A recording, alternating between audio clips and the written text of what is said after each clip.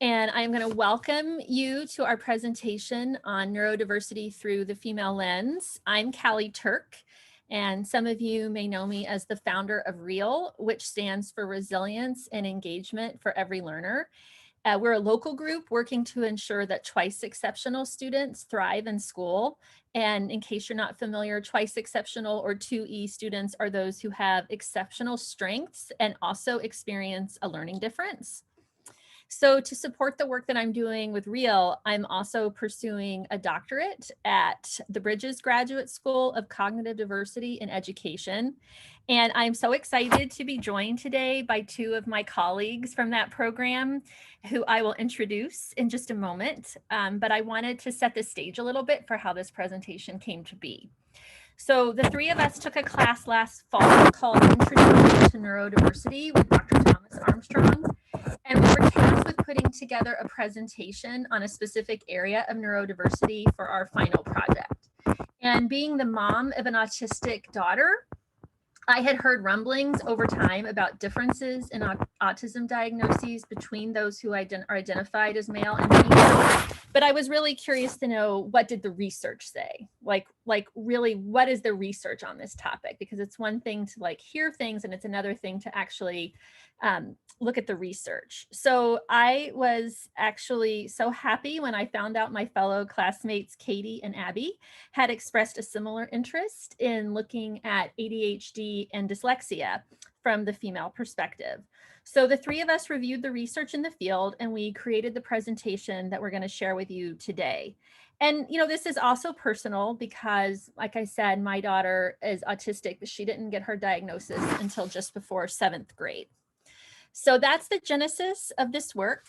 And as I said, I am joined today by Katie Coder and Abby Kirigin. I hope I'm always worried I don't say your name right, Abby. And I just want to say a few words about these really fantastic women who are joining me. So Katie brings almost a decade of classroom teaching experience to her current role as the Gifted Education Coordinator at Oak Harbor Public Schools in Washington State. And in this role, she has found a need for better communication and services provided between the gifted and the special education programs. Her primary research interest is in the area of providing a strength-based approach to educating and identifying twice exceptional education. She is passionate about facilitating educators' professional development in particular to ensure that all students find a love of learning through inclusive education and positive classroom experiences. She received a Bachelor of Arts in Elementary Education from Gustavus Adolphus College and a Master of Arts in Literacy Education and a certificate in Gifted Educated from Hamline University. Phew! She is one educated person who is now also with me, like I said, pursuing her doctorate. So thank you, Katie, for joining. And Abby is the Administrative and Advancement Director for Touchstone Learning, which is an elementary school located in Redwood City for dyslexic and 2E students. She also serves on the Board of Trustees at Woodland School, which is a pre-K through 8th grade private school in Portola Valley. Abby is the mom of 3 children, 2 of whom are dyslexic, and she also holds a master's degree in human-computer interaction from Carnegie Mellon and an undergraduate degree from NYU in computer sciences and philosophy. And she previously co-founded a venture-backed startup and has worked as an interaction designer for startups, companies, and the US government. So thank you all so much. I want to just note before we move on, thanks everyone who's joined in. I want to make sure you know that we're recording this session. So if you don't feel comfortable showing your face or your full name, you might want to take that into consideration in terms of just how you name yourself in the Zoom. We have built in some breaks for brief Q&A between each of the sections we're going to present. And we also hope to have time at the end for more questions and discussion. But if we don't, because the timeline is kind of tight, if you'd like to continue the conversation, then please come to the REAL Lunch and Learn at 12:10 or 12:15, and we'll put the link to that in the chat. And that will be a great place for us to have more conversation. So I'm going to hand this off now to Katie. Hi, good morning, everyone. So to frame our presentation today, we're going to start by looking at some common experiences of neurodivergent females. So to start with, we're going to talk about the concept called masking. Masking or camouflaging is when one has to artificially perform social behavior that is deemed to be more socially acceptable by neurotypical standards, or hiding behavior that might be viewed as socially unacceptable. Masking in psychology terms is a process in which an individual changes or masks their natural personality to conform to social pressures. So as you'll see throughout our presentation today, masking is a common phenomenon experienced by neurodivergent females. This can lead to burnout, stress, anxiety, panic attacks, and trauma. We'll also talk about misdiagnosis today, or misdiagnosis or underdiagnosed. And this is based on a bias or lack of awareness on how females present differently than their male counterparts. And then we'll look at what we talk about as missing out. So through our research, we found that females tend to be identified for a learning difference later on than males do. And so by missing out, we mean they're missing out on early services. So researcher Dole in 2000 noted that although more boys than girls are identified as learning disabled, there's a greater risk factor for girls. Research shows that girls have as many learning disabilities as boys, but they're identified later because they show fewer behavioral problems. Later identification of learning disabilities decreases the opportunity for improvement in those difficulties. So this is something that we'll address throughout our presentation. And then just a general misunderstanding of what it means to be a neurodivergent female and how this can impact relationships, friendships, and overall self-worth. So why apply a female lens today? Well, we found that women are often excluded from research studies because of their unique hormones, and researchers often don't want to sort through this added layer of complexity compared with working with males in research studies. So we hypothesize that girls and women with ADHD, autism spectrum disorder, and dyslexia are under-identified and underserved. So the theme of today's conference is on building future leaders and thinking about how we support whatever comes next for students after high school, including college and career. The reality is that females with learning differences face the same challenges in the workplace as all women do. Things like workplace job discrimination, sexual harassment, disparities in compensation, and societal expectations for normal female communication are not only experienced by women with learning differences, they're often heightened. This is a double whammy.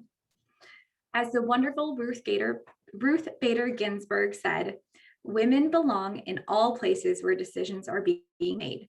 It shouldn't be that women are the exception. This applies equally to all women, including those who are neurodivergent. So to begin with, we're going to start looking at neurodivergent females who also have ADHD. So let's kind of dig into this situation. So there are more males than females diagnosed with ADHD. In a research study conducted by Molam and colleagues in 2018, found that the ratio of boys and girls diagnosed with ADHD in childhood falls in the range of 2:1 to 10:1. This ratio highlights the possibility that females may be underdiagnosed for ADHD. Females also are typically being diagnosed with ADHD later in life compared to the male counterparts. So why is this happening? So one of the reasons is there are sex differences for referral and diagnosis of ADHD. So what we mean by sex differences is there's a common explanation for the observed sex differences in referral and diagnosis. And girls with ADHD are more likely to present with inattentive symptoms rather than the more potentially disruptive in the classroom environment setting of hyperactive and impulsive symptoms or behaviors. And so this can cause greater levels of internalizing symptoms such as anxiety and depression for females, which lead to alternative diagnoses. So for an example, Females often internalize these symptoms, like I stated, as anxiety and depression, and these are typically diagnosed first in females before ADHD is often considered. So just to kind of paint a picture of what this difference in display of ADHD characteristics looks like for females, if we're thinking about girls in the elementary, middle, or high school setting, girls with ADHD tend to be less hyperactive and have less trouble with self-control than boys do. So they're usually less disruptive in class and at home. And instead, they may seem more distracted or daydreamy. And then even when girls who have ADHD are hyperactive, it can look different than it does for boys. For example, girls may be seen as overly sensitive or emotional. They might tend to interrupt conversations more and be more talkative than boys with ADHD. So girls with ADHD, more so than boys, often try to compensate for their symptoms by putting all of their energy into things they do well. This can create outward success for these individuals in one area, which can also contribute to making it harder for people to notice their struggles in the other areas. And lastly, I want to touch on referral bias. So the ADHD referral and diagnostic process relies heavily on parent and teacher checklists. Research has shown that males typically present symptoms in a more noticeable way with hyperactive and impulsive behaviors versus females who are more typically internalizing or have inattentive symptoms. So there is this general stereotype of what ADHD looks like as a disruptive boy. These stereotypes can impact teacher and parent rating scales. So next we'll look at this image. It's called Two Sides, Same Coin. And this is a really talented advocate named Danny Donovan, who I would recommend following on Twitter if you use that social media platform. She does a really great job representing what it is like to be a neurodivergent female with ADHD using graphics through Twitter. And so there's two sides to the same coin. So we can see on this view that we can look at these symptoms in kind of a negative lens: distracted, fidgety, low self-control, hates being bored, versus more of a strength-based approach: go-getter, fun-loving, energetic, enthusiastic, risk-taker. So as we talk about neurodivergent females, we need to recognize that although a female may be having ADHD and have some learning differences, she still has many, many strengths that she can rely on. So as you can see, there are some ADHD challenges listed out on your screen. And we're going to talk about how these traits can be challenging, maybe in a workplace environment. So in the work setting, for example, interrupting can sometimes create a social barrier between colleagues and frustration when collaborating with an ADHD female. The same can be said in a classroom learning environment. So one way to help support this challenge area would be to have a workplace mentor or even a teacher mentor that can coach and give specific strategies for conversation and discussion moves. And then in the moment or afterwards, try and help the ADHD female reflect and assess their own ability to engage in a more collaborative discussion. And my second example today is looking at following directions. So follow directions can cause challenges with specific information for a large project or a timeline being missed. So for an example, an ADHD female may have the big picture for a web page design, but not recall the specific instructions for the layer details to include on the site. So for this workplace scenario, the ADHD female needs to be able to advocate for what she needs for asking for accommodations, such as directions written out clearly and precisely to refer back to. This can also be applied in a classroom setting to teaching our ADHD females at a young age that it's okay to advocate for their needs and for asking for accommodations that will allow them to access the learning. And as we looked at before, there are some amazing strengths that come along with ADHD. Creativity, adventurous, perceptive. The one I want to touch on is one we typically hear as being described as hyper-focused. So sometimes this can be considered a negative trait using a positive psychology lens. At Bridges Graduate School, we prefer to talk about being in a state of flow. And so flow is a state of mind in which a person becomes fully immersed in an activity.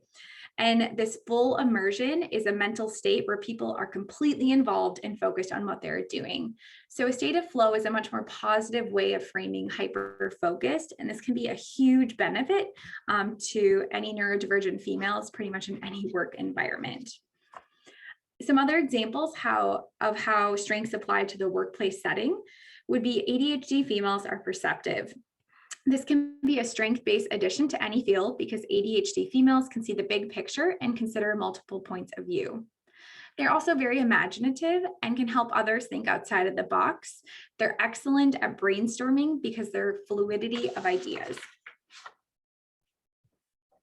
So based on our research, we came up with a few implications for K through 12 education. One mainly being educators need more training to unlearn bias in identifying females with ADHD. We recommend teachers consider developing or using rating scales for ADHD that clearly demonstrate how females and males may have different displays of ADHD characteristics, like we talked about today. One way as parents that we can help support our neurodivergent female daughters could be leveraging social media. There are some really great advocates that are using social media platforms that make it really accessible, especially to preteens and teens who maybe don't want to hear it from their parents, but would like to hear it from someone else. So Danny Donovan on Twitter, she uses those great graphics that we talked about. YouTube, Jessica McCabe is a really great advocate and shares her lived experience as a neurodivergent ADHD female. And then on the screen, you can see the many faces of ADHD women and learn more about their success stories. So there are many stories of ADHD women being successful in their career paths. You can see several of the females displayed here on the slides and probably recognize the majority of them.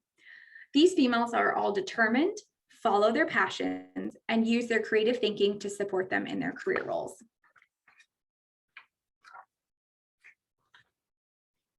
And career options. So really, ADHD females have been successful in a variety of fields. The main factor is having the passion to work in the field that they are investing in. So some common career options are teacher, journalist, entrepreneur, artist, and writer. So these jobs suit people with ADHD well because they're actively engaged with new situations on a daily basis, handle emergencies, physically involved, do many different things in a short period of time, and allows for creativity and opportunities to work independently. And then lastly, we'll talk about creating a positive career niche. So to be able to make your own way as you're moving out in the world to find a career or a college experience, it's really important for ADHD females to really find something they love and are passionate about. And this goes back to what we had talked before about flow. If you have that passion and interest area, you'll more likely engage in flow and have a positive experience with whatever you pursue. Your future career needs to allow you to be creative, utilize your strength areas, and not hesitate from using accommodations for your learning difference by using assistive technology. So we'll pause there. That was a lot of information in a very short amount of time. So before we move on to our next section, does anyone have any thoughts, questions, or connections today? And feel free, if you'd prefer, to drop them in the chat. That's also fine. We have time for one or two questions, and if not, we can save them till the end. I have a question. I'm curious at what ages you typically see females struggling, because you said that they do a lot of masking, and I'm wondering if they start out okay and then at some point it just becomes overwhelming. Yeah, that's a really great question. And so I'm just going to generalize here a little bit. Typically with our twice exceptional learners, this starts happening around middle school because through their elementary years, they're able to rely on their giftedness to help compensate for some of those learning differences. And by middle school, they start getting more assignments, have more classes, have more cognitive demands. And that's usually when the breakdown starts to happen. All right. I think we're going to move on because we have a lot to cover still. But if you have any other questions about this topic or as we're going through, please just put them in the chat and we will try to cover as many as we can. So I'm going to cover autism spectrum. I should have put conditions. I prefer ASC, but autism spectrum conditions and being female. So there's a common statistic that you may have heard that highlights that there are 4 males diagnosed with autism for every 1 female. Researchers are starting to believe that the true ratio is closer to 3 males for every female. And then when you look at autism among those with the most severe support needs, the ratio is about 2 males to every 1 female. Girls can be missed for diagnosis because the original research by Kanner and Asperger on autism was conducted almost exclusively on male subjects. And that was what was used to create the diagnostic criteria for autism. And the female phenotype tends to present more subtly than that diagnostic criteria allows for. So this means that young girls especially miss out on important services and supports that can help them understand themselves and their needs, and also that they can leverage to create positive niches for themselves in the world. And actually, they also could possibly miss out on government programs that require identification before the age of 18 to be qualified for. So there is a growing body of research and voices and books and blogs of women who were diagnosed with autism in their late teens and sometimes even further into adulthood. And there have been very real experiences of burnout and panic in undiagnosed women. So a lot of trauma that occurs for many women because of this disparity in the diagnosis. And I wanted to tell you just a quick story about one young woman who wrote a blog post for our Real Living and Learning 2E blog series on her experiences with being diagnosed. So Lucy is a current Stanford student, and she was a top-notch student all the way through high school. But she was having a lot of symptoms that seemed to be OCD and anxiety, and she was having panic attacks. Enough that, as she says, in the spring of her 11th grade year, her doctors deemed her no longer healthy enough to stay in school. And she was sent to a residential treatment center. And she spent 5 months there. And it was actually just the first in a long succession of hospitals and treatment facilities. And her symptoms just baffled the therapists, the doctors, the nurses, her parents. No one kind of could put their finger on autism from that early part. But after she finished high school, and then she spent another year in hospital before she started at Stanford, she finally received her autism diagnosis. And as she says, this helped her to contextualize the challenges. It gave her a framework to understand herself. It helped her know, though, that she had a really cool mind. And it also, having this information helped her really develop better strategies for managing the challenges that she faced, and also helped her to feel more comfortable advocating for herself and gave her more confidence to do what is best for her rather than always what seems normal. And I feel like this is a common story that we hear from girls and women who are diagnosed later in life in terms of not understanding what's going on and then getting the diagnosis and coming to understand what they need and advocating for themselves better. So of course, autism has challenges, and the challenges for boys versus girls aren't that different on the base level in terms of what the DSM outlines: social communication and social interaction difficulties, often restricted repetitive behaviors, patterns of behavior or interests. In order to qualify for the diagnosis, the symptoms have to have shown up in the early developmental period. So I think before the age of 5, they have to represent a significant impairment, and it can't be better explained by some other kind of delay. So those are the things that are common between boys and girls, but autistic girls actually present a little differently in that they tend to have stronger social skills. So they blend in a little better. You're less likely to see them wandering on the side of the playground, more likely to see them weaving in and out with their friends or other girls, not necessarily with their friends. They tend to have better linguistic abilities and imaginative play. And this is especially true if you're also looking at a girl who is gifted and has autism. They tend to be very verbal. And a lot of people don't expect people on the autism spectrum to have a strong imagination, but that's a myth. And a lot of these girls get overlooked purely because people are like, she's too imaginative. She couldn't have autism. They don't have as many repetitive or restricted behaviors, or they're not as obvious. Sometimes they are internalizing those feelings that boys may show more publicly. And these things all then can come with a lot of challenges in terms of anxiety and depression. The key thing is that there are studies that came out of the mid 2010s indicating that it's not so much that women have a unique profile, but that the autistic traits that are more widely known present as subtle or in ways that are subjective. So this is very challenging. It creates a very high emotional price tag.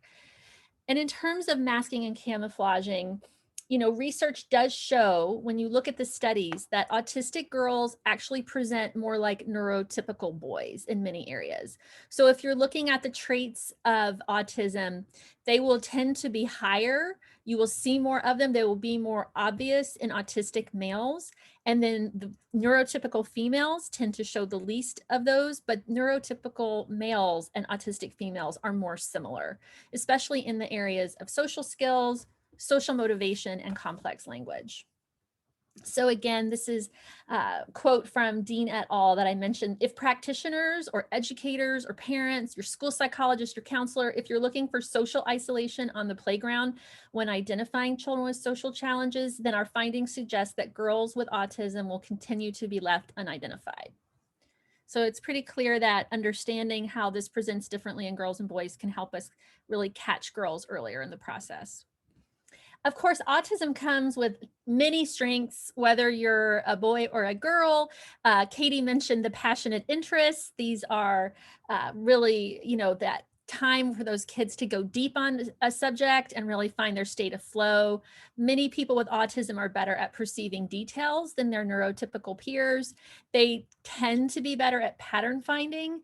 There's actually a new book out about this by Simon Baron-Cohen. They tend to have a very good memory, and many of them are much more visual, spatial, or design oriented in their thinking. In terms of how this might look different in a girl, the passions that the girls display tend to be a little less esoteric and a little more stereotypically girl oriented. So they may be more interested in things like animals and books and fashion and fairies. And so a lot of times that helps them blend in. That makes them seem like they're more of a neurotypical girl. But one of the differences is they will go super deep in all of those, and they'll start to show some of these other interests in terms of these other strengths in terms of details and patterns and their ability to remember so much information about whatever their passions are, which can be a huge strength. So there are some implications for all of this in terms of K-12 education. One of the key ones is that the school districts are actually obligated under the Individuals with Disabilities Education Act to do what is called child find. So they are supposed to identify, locate, and evaluate all children with disabilities. So schools need to be more educated on how this can present differently so that they are actually living up to their legal obligation. This does require training for educators to understand these subtle differences and to be sure they're properly identified. This is especially true for girls who academically are performing at, near, or above grade level. It is very easy for these girls to get missed. So often we are using in child find not meeting grade level standards to understand if a disability exists, and that is not the right standard necessarily to identifying all the children that have special needs. And second, it's important for girls on the autism spectrum to have the opportunity to learn what's called the hidden curriculum. And so if we're not identifying the girls who need this hidden curriculum, those are things like social skills, how to build your self-esteem, how to advocate for yourself, really strength-based approaches to understanding what you may do in your life. That is a very bad thing. And so the more we understand what girls' needs are and help support them in developing the skills around this hidden curriculum, the better. And lastly, schools are actually obligated to help all autistic children with transition planning from high school to college or the workforce. So there are actually girls may need some targeted skill building to be prepared for the workforce because, as we'll talk about in a minute, it brings its own gendered differences. So autistic women bring many strengths to the workplace that kind of highlight some of the other strengths that we've talked about in terms of like being able to notice things other people might miss because of their detail orientation. You know, they tend to be very loyal and committed and persistent workers, like they want to do a very good job. They also usually come to work. Like that is the focus. They are not there necessarily to socialize. So they are really there to be there and working. They tend to be very thoughtful and empathetic because of the experiences they've had in their own lives and really respecting other people and diversity. And also are often very innovative and creative thinkers because they're looking at things from a different lens than other people at the job site. So those are some of the real strengths that we can see. But some of the challenges they face is lack of confidence. They may not be as assertive. They may not have had a lot of success in the past advocating for their needs and having those met. They also, you know, can really struggle with some of the non-work related elements and kind of that casual socializing that happens. They can be very overwhelmed by the interpersonal expectations that people have of them. Also, people on the autism spectrum tend to have sensory triggers and irritations. So like lights or sounds, those sorts of things can be really hard for them. And then the job interview itself, there are just so many unwritten rules and expectations that many people may know and they may not. They just may not show their best self in an interview. So, you know, I think one of the biggest challenges is that girls are often really socialized to be stronger communicators and to be the good girl. And that's a challenge area for a lot of girls and women on the spectrum. And so that is like another double whammy for them in terms of just people seeing them as being different and maybe not a great fit. However, there are many careers that would suit autistic people based on their strengths and interests. This is a list that was outlined by Temple Grandin. And there really is no limit to what an autistic woman can do depending on what her passion and interests are. It is just really ideal if their passion and their careers dovetail. I like to call this the protective power of passion, because women who are autistic who find that passion and can turn it into a career actually have amazing success and satisfaction in life. There was a wonderful talk at the UC Davis Mind Institute last summer where they put together a group of young women who were diagnosed with autism later in life, and Lisa Malins was one of them, and she really highlighted the importance of this. She says, finding a fulfilling career and being able to connect with people, those things are not unattainable for autistic folks. Use your autism to your advantage. Our intense interests bring us so much joy and can even translate into a career. Passion creates more passion. And we can see this when we look at some of the examples of autistic women in the workplace. People often hear about Temple Grandin or they hear about, Greta Thunberg, but there are so many women, autistic women, who are doing amazing things in the world, whether it's being a teacher or being a concert pianist, becoming a veterinarian. Jacqueline Feedy is a co-founder of a group called Autism Level Up that's advocating for autistic people everywhere.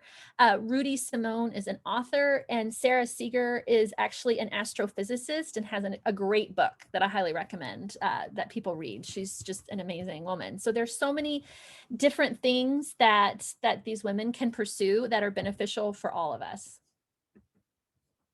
it's just really important for women on the spectrum to think about creating a positive career niche for themselves. So, you know, this has come up a few times already, is how do we teach them to self-advocate? It's super important that they understand who they are, what they need, and how to create a successful environment. And we really need to encourage them to work with their strengths. We need to encourage them to understand what their passions and interests are, and to feel like it is okay to pursue those.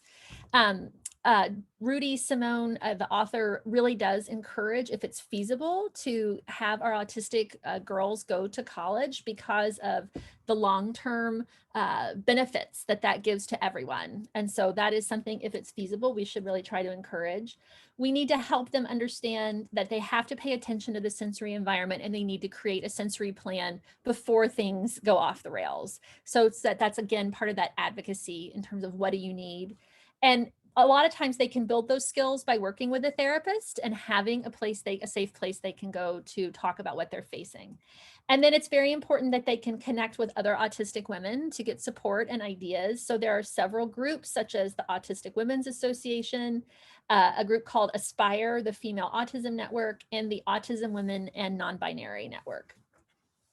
So if you would like more information about females on the spectrum, or if you want to see any of the resources that have gone into this presentation for the autism area, we have a blog post and a link out to our complete resource list at the link here. And yeah, I will ask you if you don't mind putting that link in the chat. Okay, so that was, again, a lot to cover. I hope you don't feel like you're drinking out of a water fountain. Are there any questions? I see one in the chat that just said, like, the links and the sources, and we will post the recording today, as well as you can see the different links that we are putting in the chat.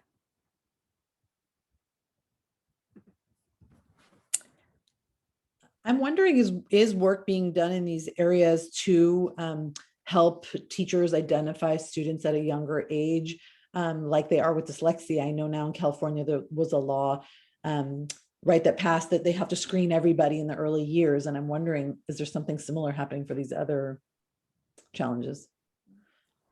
I mean, I can speak to autism. I would say not as far as I know. I mean, I think definitely that these issues are becoming more broadly known in the clinical community, I would say. I don't know how much of that is actually trickling into like school psychologists, counselors, and educators, but I think it's certainly a good area to work on.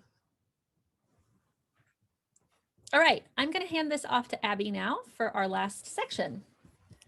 Great. Okay, so I'm going to talk now about the experience of being dyslexic and female. So first, I'll talk a little bit about just a quick overview about what is dyslexia. You may hear people call it a specific learning disability, an SLD. And again, it's challenges with reading, pace, so speed and accuracy. And broadly, the dyslexia deficits can either be in rapid automatic naming, which is the speed that a person can see the words on a page, process them, and then vocalize or comprehend them. Or it could be a deficit of phonemic awareness, which is the ability to hear, identify, and manipulate phonemes. And it can be, you can have dyslexia, you can have one of issues in one of those two things, or in both. And it is often accompanied by other challenges like dysgraphia or dyscalculia. So talk a little bit about the strengths. So dyslexics have excellent communication skills. They're often seen as leaders, so they're entrepreneurs or otherwise leaders in their companies. And I think, and this will be a recurring theme throughout this section here, is a lot of their success comes from their ability to delegate. So to know their own strengths, and then also to know when they need to find other people or other supports to get whatever they want to accomplish done. They're also known as creative thinkers. So there's been some very interesting research on their heightened ability to perceive information in their peripheral vision, which I think is related to their abilities to be very big picture, strategic, nonlinear thinkers. And so you'll see some of that when I get to some examples of females who are dyslexic, but it's all very interesting strengths. So there is a discrepancy between males and females with dyslexia. Research has shown us more males are dyslexic. When we define dyslexia, as it's defined, a deficit in the ability to read and comprehend written words. And so fascinatingly, across countries and cultures, it's been shown that girls do in fact read with greater skill. And it is shown again over and over that it is actually the boys who in larger numbers have the challenges with reading. And so dyslexia is 2 to 3 times more prevalent for males than females. But let's talk about why this is. It's really some fascinating research. Prior to 2014, and this is a recurring theme you've heard all morning, most studies in dyslexia were conducted with males. More males were diagnosed, they were great test subjects, and that's who they used. In 2014, there was a large-scale brain imaging study looking at dyslexic males and females, and they took an even number of both. And what they found was really fascinating. So the boys had less gray matter volume in the brain regions that support language, so language processing. And the girls did not show those differences, but actually these are girls with dyslexia. They had less gray matter volume in other sections that were involved in, not in language, but in sensory and motor processing. So what's fascinating here is though we are defining this as dyslexia and it is manifesting as a difficulty with reading for boys and girls, it's actually a very different challenge going on in their brains. And not 100%, but this was the, by and large, the discrepancies were different for the sexes. And then in 2017, there was a study that showed, again, what I sort of alluded to before, that males were showing significantly more challenges in reading as opposed to the women. And the challenges were in processing speed. So the reason why there were so many more males with reading challenges was their processing speed, which was not seeming to be an issue for the females. There was no difference between males and females on phonemic awareness challenges or on working memory challenges. Again, it was a processing speed issue that was causing there to be many more boys than girls. Now let's talk a bit about the implications. So if there truly are more males who are dyslexic than females, it makes sense that people will be conditioned to look for females who have dyslexia less often. Again, the sensory and the motor processing challenges, which are the female commonly dyslexia challenges, these are things then people who are looking, teachers, counselors, parents, that's what we should be looking for as a strong indicator to screen these females for dyslexia. So again, it won't as be often the processing speed or the language delays, but it will be the sensory and motor processing challenges.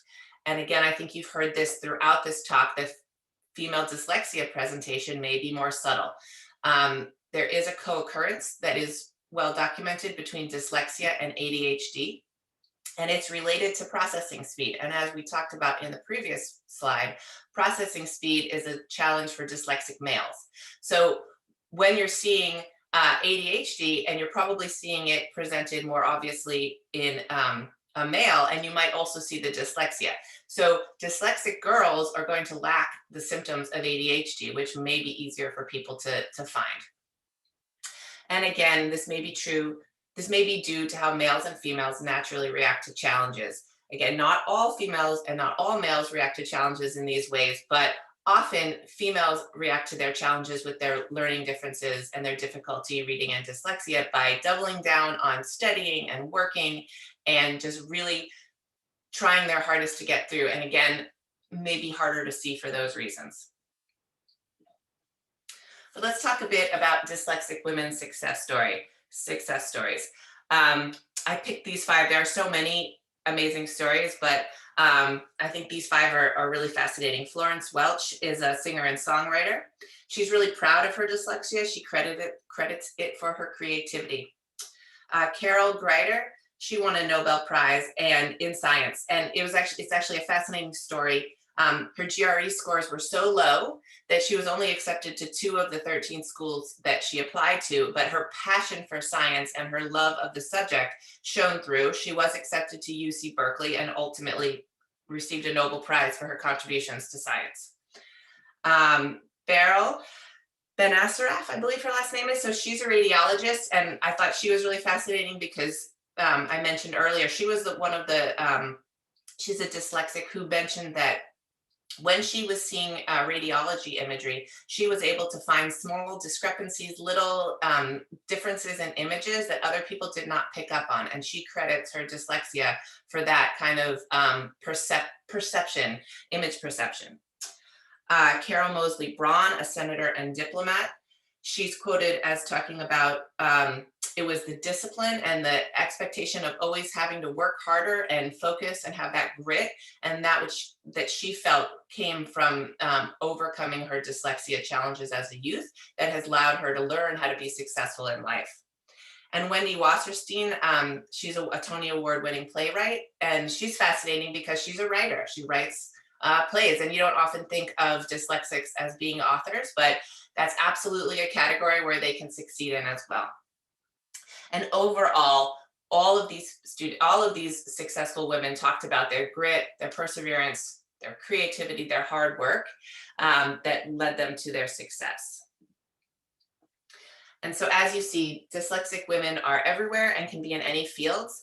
I think some helpful tips for success for a dyslexic female is to remember to delegate. So don't be afraid to ask for help, and have someone else, if you're in a group, have another member of the group be the note taker if that's not something that you feel is your strength. So remember that you don't have to do everything, and that's not how the world works. That's not how work works. So don't be afraid to delegate. And similarly, use assistive technologies. There are so many amazing technologies out there: dictation, text-to-speech, assisted reading. And don't be afraid to use those and advocate for those. And look for careers which emphasize your strengths and interests. So on the next slide, I've got this great quote from Meryl Davis, a dyslexic woman who's also an Olympic gold medalist. And she says, "Patience with oneself is the key to learning how to be your best self in any case. Just because things come differently to you doesn't make you any less. You have to rely on people who are there for you." So again, I think a great quote about the power of delegation. And now a bit about some strength-based strategies at home and in the classroom. What I think is really important is that we provide opportunities for dyslexic individuals to show and grow their strengths. So if you're working with a dyslexic female, understand what makes them excited and support, encourage, nurture it. For dyslexics, that may be entrepreneurship activities, it may be creative expression options, but as we've seen, it could be really anything. And what you want to do is find that thing and help them double down on learning it and getting into it and feeling confident about it, because it builds that confidence, self-esteem, and self-efficacy. A few tips is not to gate the strength. So what I mean by that is to say, a great example for reading is, maybe you have a student who's really struggling with reading, but let's not make it that they can't enjoy literature simply because they're struggling with their ability to read words on a page. Separate the idea of remediating the reading from the love and joy of literature. Provide audiobooks on topics they're interested on, fantasy, fiction, all of those things, and do your remediation separately. And don't use the strength as a reward or take it away as a punishment. So don't make it that, they have to miss, let's say they love PE or art, they love art class. Don't make it that they have to stay back and get their tutoring during those sessions that build that confidence and self-esteem. And remember that a happy and engaged student is one who will take on the challenges. So if you've got a student who feels good in a classroom and who knows what they're good at and knows they're allowed to shine and do those things, they will be receptive to you when you present them with those reading challenges or whatever challenges they may face. And then I'll just leave you with a quote, another dyslexic woman, Nancy Brinker, who's the founder of the Komen Foundation and a US ambassador. very successful woman. And she says, your path will be different, but that does not mean it will be bad. Don't get discouraged because you're a round peg that doesn't fit in a square hole. You find the place you fit, and that means doing what you love. Everyone has something that they do that they love. And if you get to do that and practice it with a passion, you'll be fine. I think that applies to all of our sections. So thank you. With that, we'll turn it over to questions about any of these topics. Oh yes, Yeah, and we welcome any questions. We have about 5 minutes. But I'll just make a note that we do have all of our references here, so we can find a way to get the, we'll publish the slides too on our website where we put the video.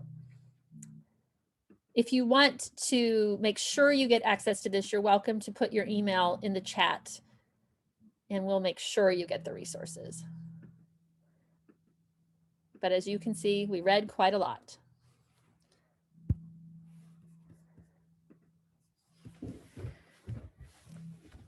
I was going to say the point you just made about don't miss their passion and use that time for mediation is resonating with me right now, because it was advised for my child to get put in an academic communications class in place of an elective that he was passionate about. And I'm not okay with that, but that is a common practice. Yes, unfortunately, that is a common practice. And I think reminding, you know, I know they're doing it with the best intentions, but I think reminding those people that those are the times that your student is sort of recharging and getting that strength and confidence that then they can apply to those other more challenging times is just really important. One, something that you had on your slide, Abby, reminded me of something I read recently from EdSurge, and that was about the note-taking. And I think one thing our kids hear so much is the research says learning how to handwrite notes will help you remember better, right? That's what the research says. But actually what's come out is that that understanding is based on one research study that has never been replicated with the same results. And it doesn't mean it's not true for some people. It just doesn't mean that it's true for all people.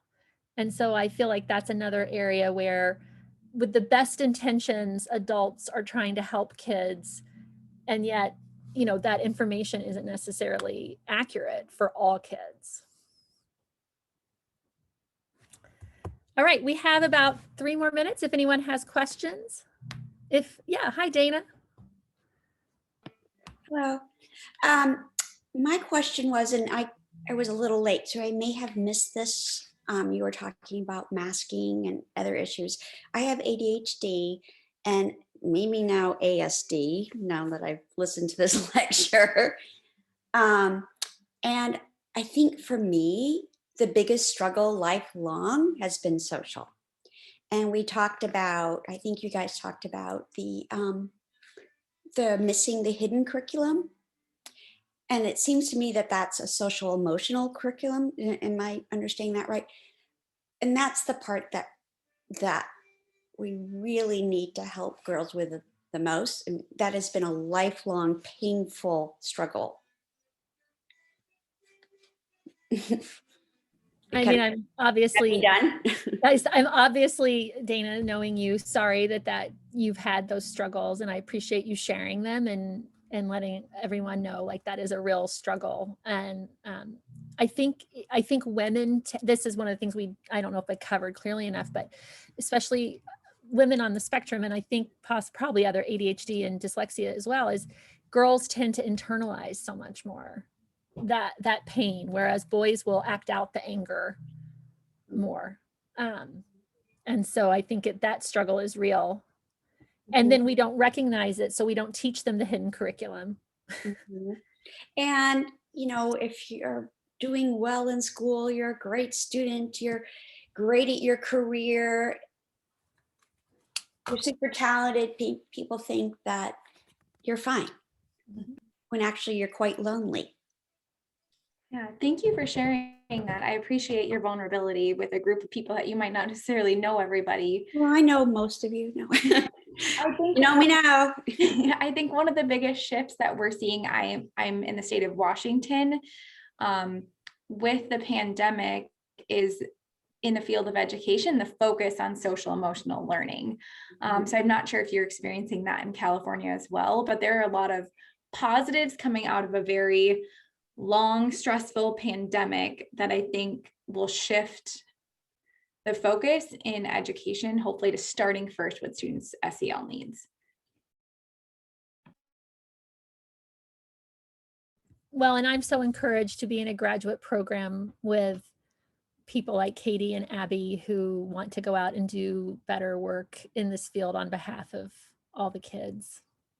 What program are you at, Bridges? Yes. Yeah. So the three, you missed the beginning, and I'm going to have to wrap this up, but in the intro, of course, I can answer any of your questions anytime, Dana, but the three of us actually met through our work in the doctoral program. Okay. And we put this together originally as a presentation for our class called Introduction to Neurodiversity. Yeah, let's talk more because I'm trying to integrate design as a designer, creative thinking and design thinking to come up with more hands-on curriculum. So using designers to create curriculum for twice exceptional, special needs, all sorts. Love it. Definitely. Yeah. I'm not going to not follow up with you. All right, we're going to have to go because Yael and I are actually doing a presentation in 4 minutes, intro to the 2E learner, and maybe we'll see some of you there. If not, maybe we'll see some of you at the Lunch and Learn at 12:10. And I really just want to thank Katie and Abby so much for agreeing to do this. When I texted them and said, would you do it with me? They were enthusiastic, and I'm really grateful to you all for sharing so much of your time and knowledge with everyone. All right. Thank you, Have a guys. great This was day. amazing. Thank you. Bye.